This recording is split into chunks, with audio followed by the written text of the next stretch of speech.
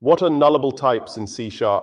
Nullable types in C# are pretty handy. They allow value types like int, bool, double, and so on to be assigned a null value.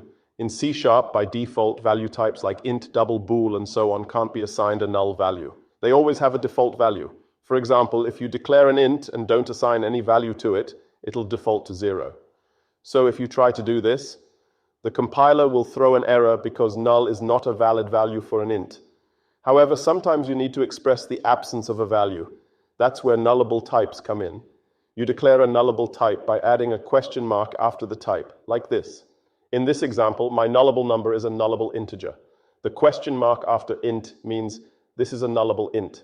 Because it's nullable, we can assign null to my nullable number without any compiler errors.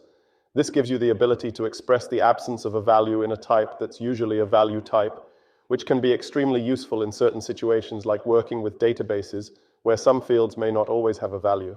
Another common place you'll see nullable types is when you're dealing with date-time values. Let's say we're building a library system.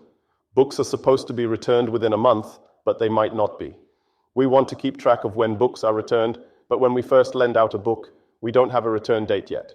So we could use a nullable date time to represent this.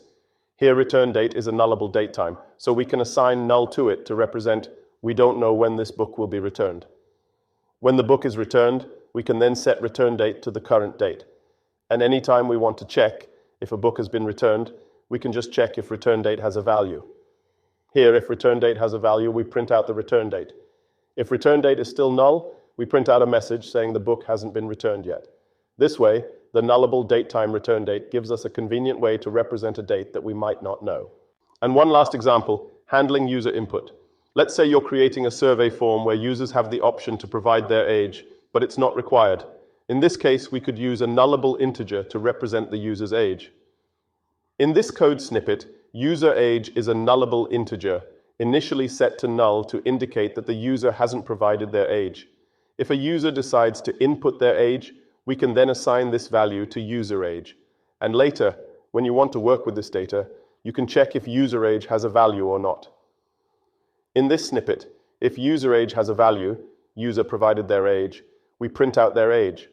If user age is still null, user chose not to provide their age, we handle that situation gracefully by printing a different message. So you see, nullable types provide a neat way to handle optional input in your application, letting your code be more flexible and robust. This was a short tutorial about the nullable types in C#. If you want to learn more, check out the official documentation or visit our website codeprepping.com, where we have hundreds of interview questions with answers. Thank you for watching.